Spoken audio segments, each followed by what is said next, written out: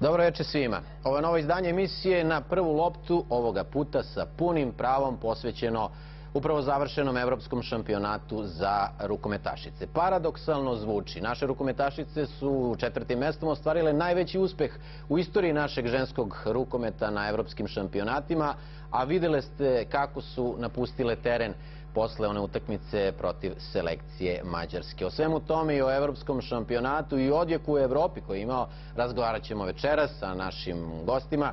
Sa nama su večeras Andreja Lekić i Katarina Tomašević i Božidar Đurković, generalni sekretar našeg rukometnog saveza. Dobro večer i dobrodošli. Prvo pitanje, naravno damama. Mnogi kad su čuli da ćete biti gosti večerašnje emisije, dali su mi sugestiju da prvo pitanje bude da li ste se malo oporavile i da li ste danas svesne koliko su stvari ostvarile veliki rezultat na ovom evropskom prvenstvu? Evo može Andreja. Jesmo. Danas je sigurno malo lakše bilo nego sinoć. U svakom slučaju svesni smo koliko smo veliku stvar uradile i koliko je ženski rukomet u Srbiji opet dobio na značaju. To je onako stvari bilo nešto primarno za nas. Definitivno dostaje taj žal kao svakom sportisti, medalja je opet onaj nekako san. Za nas ostaje da se nadamo sledeće svetsko prvenstvo, ali sve o svemu za ovo evropsko možemo reći da smo zaista napravili ogroman rezultat. Katarina, one suze na kraju su bile rezultat činjenice da je medalja bila tako blizu, a ostali ste bez nje. Jeste, a opet tako daleko. Pa mislim da ostaje veliki žal naravno za to medaljom, ali kao što je Andreja rekla, malo smo se oporavile, videle smo da možemo i naravno ostaje nam to svetsko prvenstvo da to i dokažemo.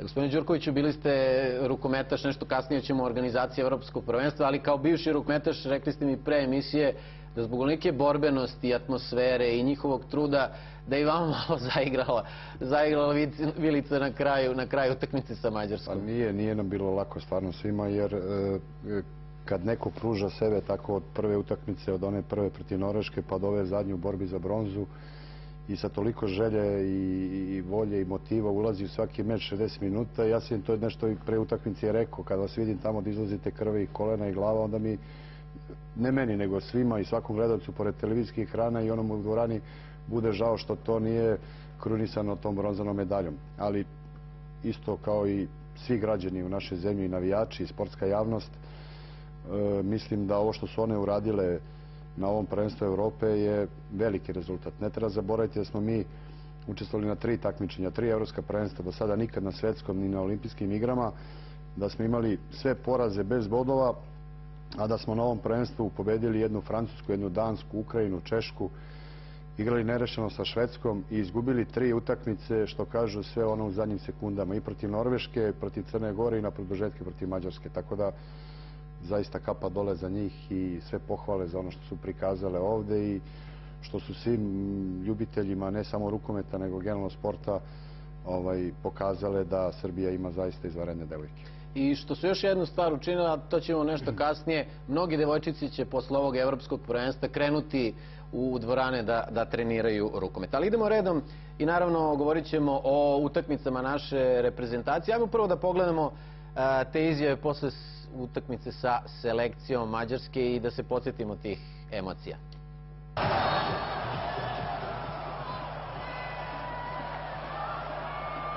Mogu reći da smo zadovoljni s obzirom da niko od nas nije očekivao da dođemo do polufinala, ali naravno ostaje žal. Dve najbitnije utakmice smo izgubili, mislim i u Crne Gore i danas protiv Mađarske za 3. mesto. Zaista smo dali sve od sebe, mislim da se to videlo na terenu. Biće analize, glavu gore, sledeće godine svetsko prvenstvo je kod nas. To je to.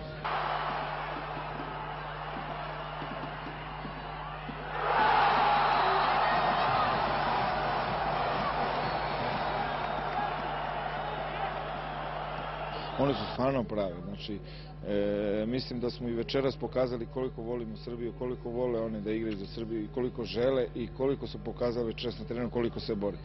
Međutim, ono večeras možda zakazala nam je ta odbrana što nas je krasila celog prvenstva, večeras je bilo malo loši deo i to je rezultiralo da Mađarice nam daju tako laki golove. Međutim, mi smo i povrh toga se vratili u utakmicu, stigli, došli do nerešeno, poveli jedan gol i onda izgleda kad dođeš do tog vrha, do te stepenice, kad treba da se pobedi, onda su noge najteže, glava najumornija i kad treba da Možda to sad ono što smo pričali stalno da nemamo, to je kontinuitet na tim takmičenjima i da ne znamo da se ponašamo na ovakvim trenucima. Međutim, opet ja kažem, nema šta da zamerim devojkama, svaka im čast, bile su prave, čestitam svim devojkama. Znači, hvala publici što dolazi do ovakvom broju da nas bodri, hvala ljudima pored malih ekrana, znam da ih je bilo puno.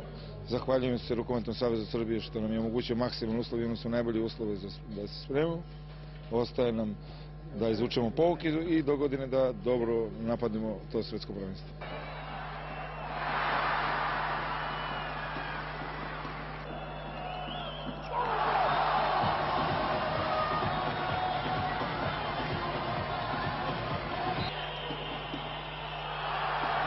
Doživjeli smo ga fantastično, svaki dan smo iz dana u dan rasle kao ekipa, pokazali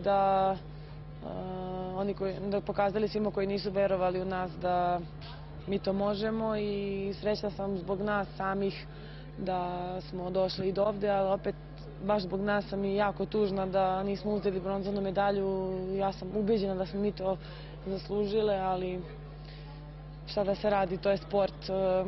Biće nam teško sigurno, jer sve devojke stvarno imamo atmosferu fantastičnu, sve devojke su emotivci, pravi sportisti, biće jako teško, naravno 2-3 dana pogotovo, tako da ne znam, žao mi je i žao mi je.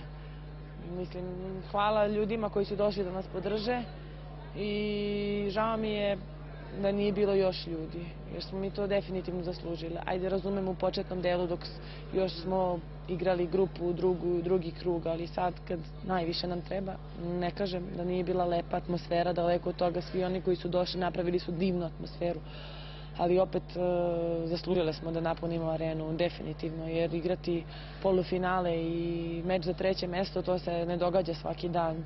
Ipak smo mi devojke koje igraju za Srbiju i koje se bore i baš zato mi je žao da ipak je to na neki način, ajde da kažem, sramota, ružno zvuči, ali i znam ja i da je kriza i da ljudi nemaju para za karte i sve to okej, ali to nije izgovor nikakav.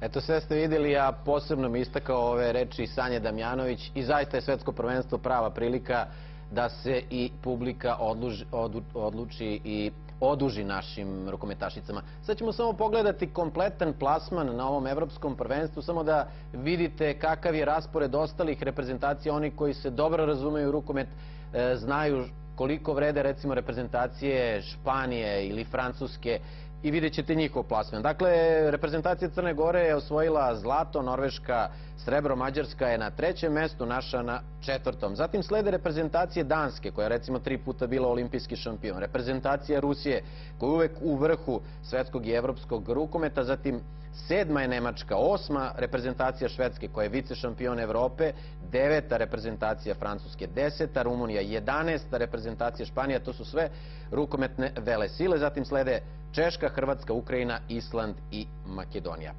Andreja, od početka je bilo vrlo teško takmičenje. U prvom kolu odmah reprezentacija Norveške, međutim već igrom u tom prvom kolu čini mi se da je naša reprezentacija nagovestila da može mnogo na ovom evropskom prvenstvu. Nekako ste igrali najzrelije nego u proteklih recimo 5 godina. Jeste, postojala u stvari bojaznost sa jedne strane, nismo bile svesni u stvari koliko možemo. Znali smo domaći teren, prednost, sa druge strane ogroman pritisak i ogromna želja ponekada mogu da sputaju sportistu u nameri da ostigne dobar rezultat.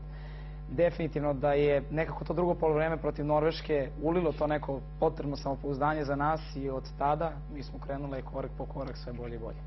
Utakmice protiv Češke i Ukrajine, Katarina, su samo potvrdile plasman naše reprezentacije u drugo kolo, a onda je nekako javnost postala, počeli su priče o polufinalu, o medalji. Da li je to malo napravilo i pritisak na našim rukometašicama? Jer pre toga je glavni cilj bio odlazak u drugi krug. Jeste. Pa od samog početka mi smo osjećale neki pritisak da moramo da pređemo pre svega taj prvi krug.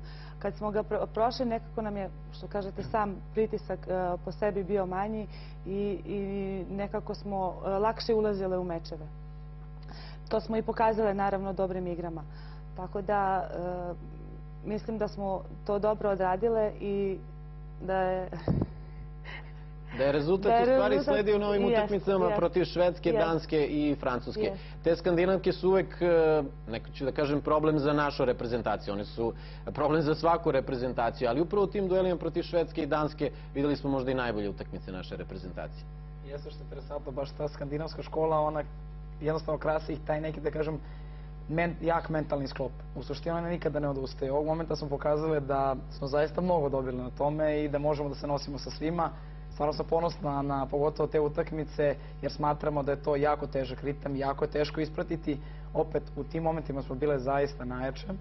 Uz pomoć, naravno, Katarina na golu, koja je na zaista odlučujućim momentima, znamo svi sportisti, pogotovo rukometu, šta znači kada golman odbrani odlučujuće lopte, kao što je ona uradila, i zaista psihički nam mnogo pomogla i podigla.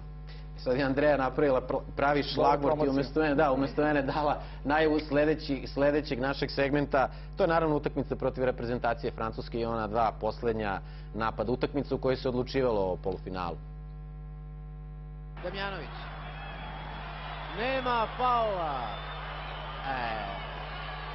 Nema faula, ali nema ni gola. Katarina Tomašević. Još minut. Nije gotovo. Pa ne to, nego šut. Tervel. I opet Katarina Tomašević.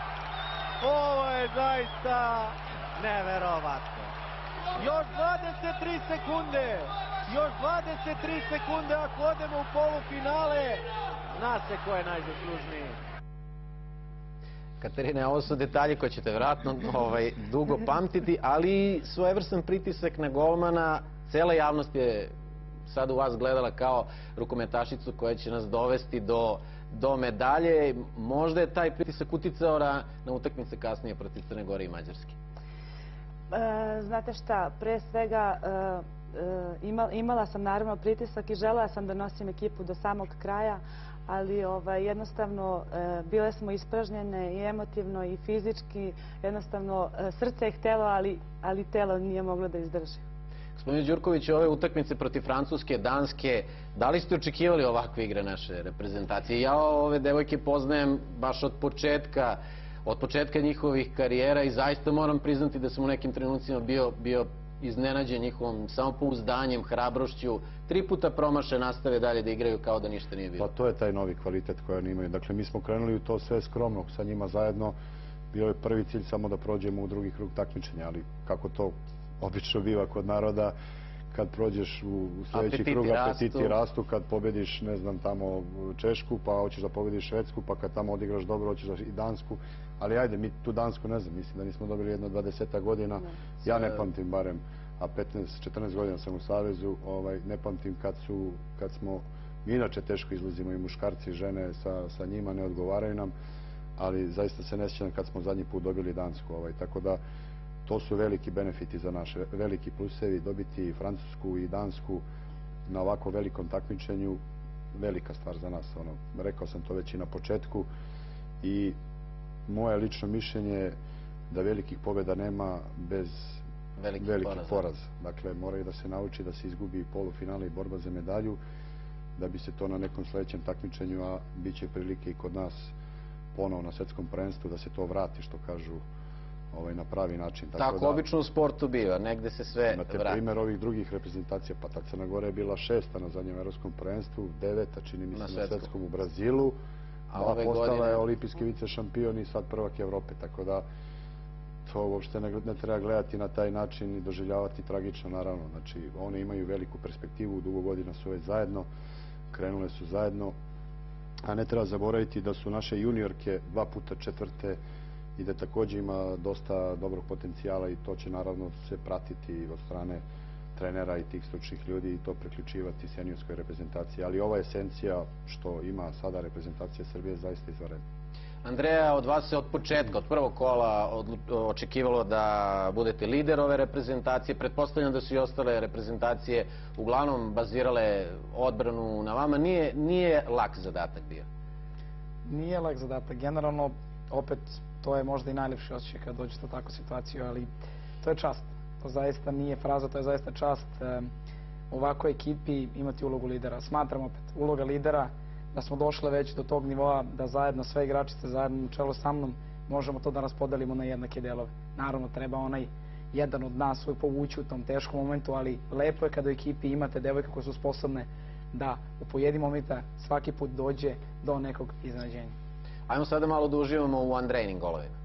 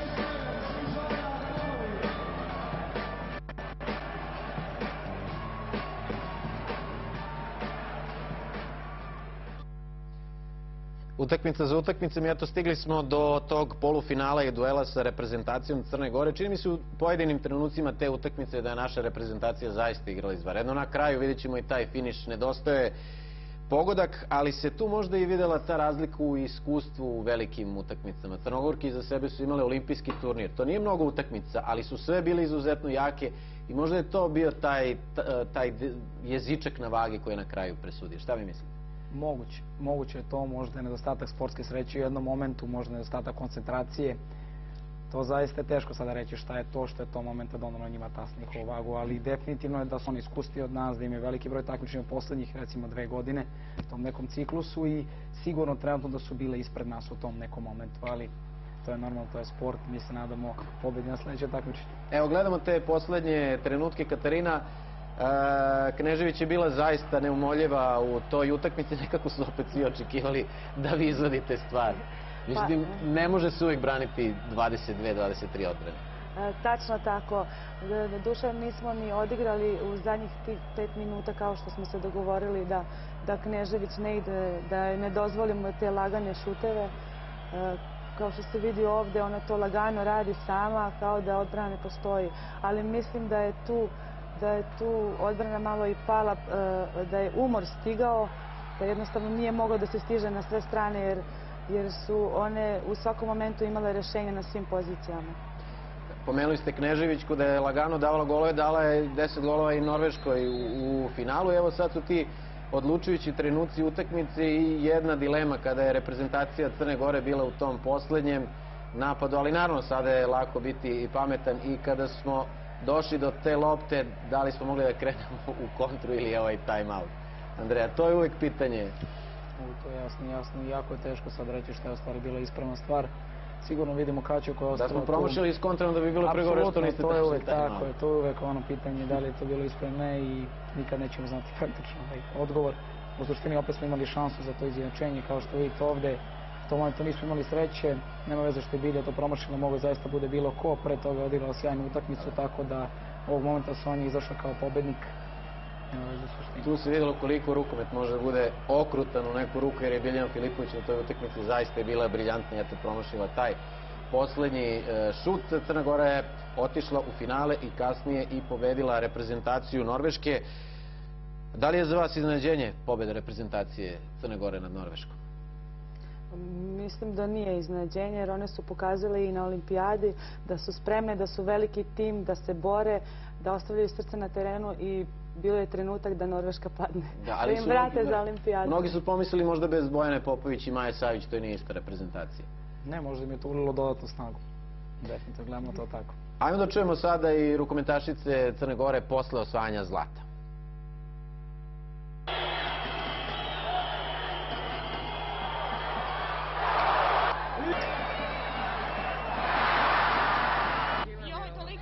Ispraznili tokom utakmice, da jednostavno sad su nekako emocije sve splasle, onako jedno čekamo, ne znam, da se ovo prođe i da onako svesne postanemo svega što smo napravili.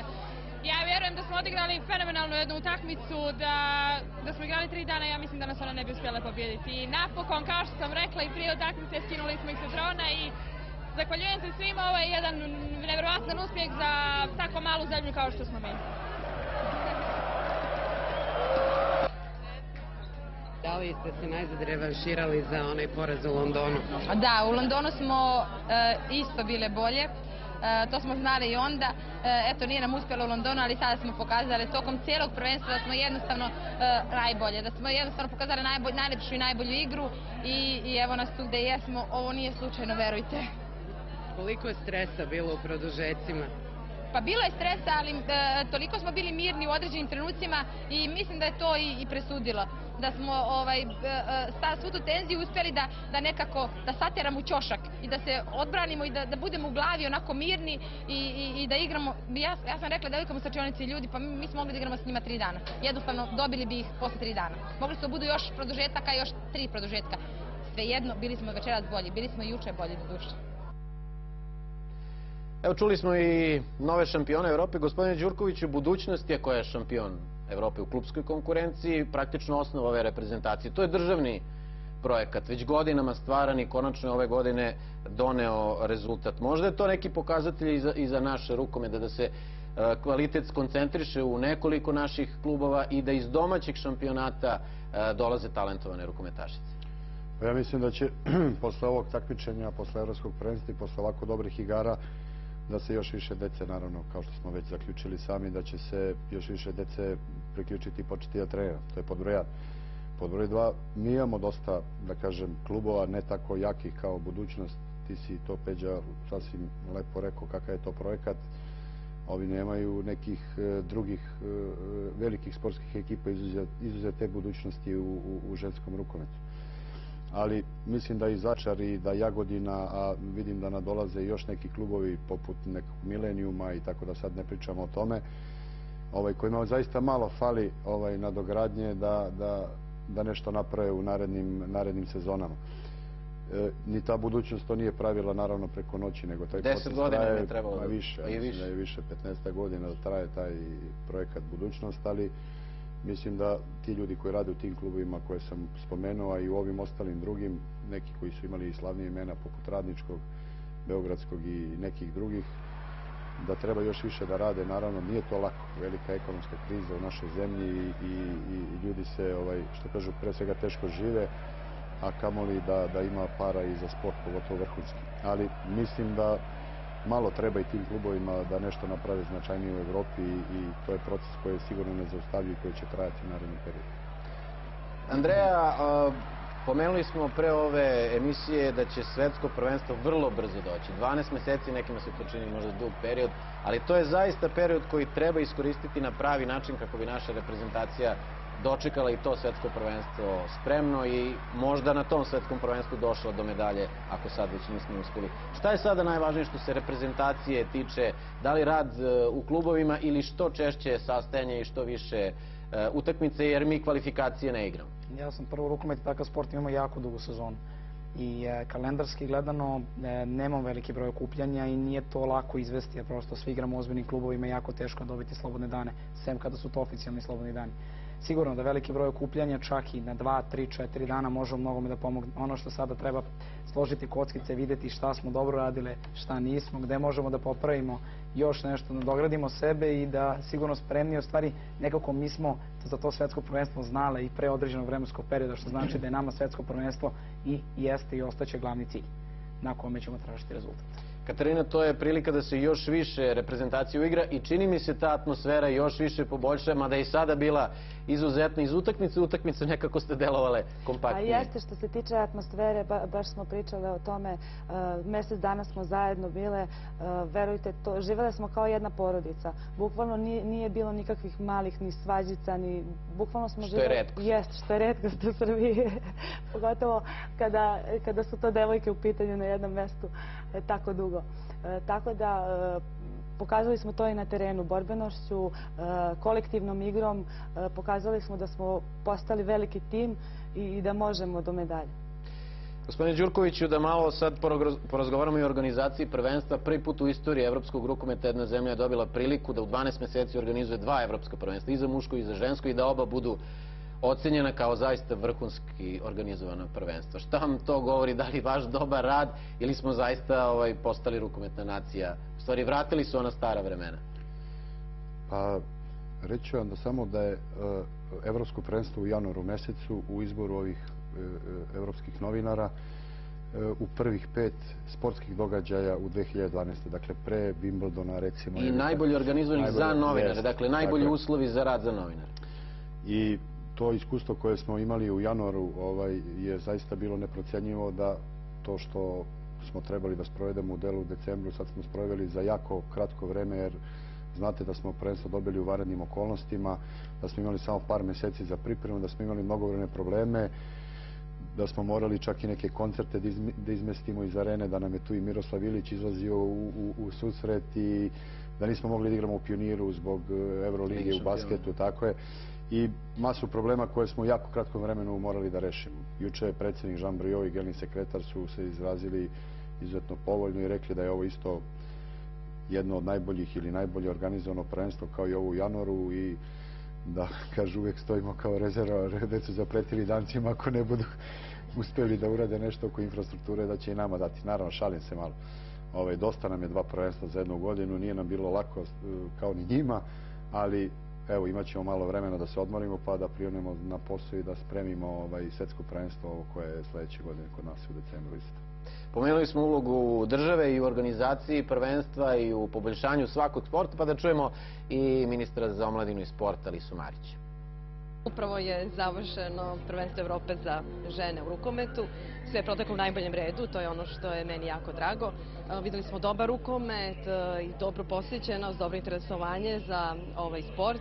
Mislim da je to veoma važno za razvoj ženskog sporta u Srbiji i naročito za razvoj rukometa. Naše rukometašice također su pokazale veoma dobru igru, dobru snagu, malo je falilo za više, ali jedno značajno iskustvo i ja se nadam da će im to služiti sljedeće godine na svetskom prvenstvu koji će se organizovati također kod nas. Pomenuo je gospodin Đurković, čelnik je EHF, oni su juče imali tu konferenciju, ponovo su se pohvalno izrazili o organizaciji našeg šampionata i posebno istakli rekord od 13.500 navijača, dakle rekord evropskih šampionata svih vremena na jednoj utakmici. Da pogledamo. Predsjednik Evropske rukometne federacije Jean Briot na završnoj konferenciji za medije koji su prisustvovali i predstavnici Rukometnog saveza Srbije Velimir Marjanović i Božidar Đurković izrazio je zadovoljstvo zbog sjajne dobrodošlice i organizacije kontinentalnog šampionata. Do sada su svi izveštaji o organizaciji bili pozitivni, čime je Srbija po drugi put ove godine potvrdila da je odličan domaćin. Žao mi je što na pojedinim utakmicama nije bilo dovoljno publike, ali i pretpostavili smo da će posljednji događaj u olimpijskoj godini privući manje pažnje zbog ekonomske krize.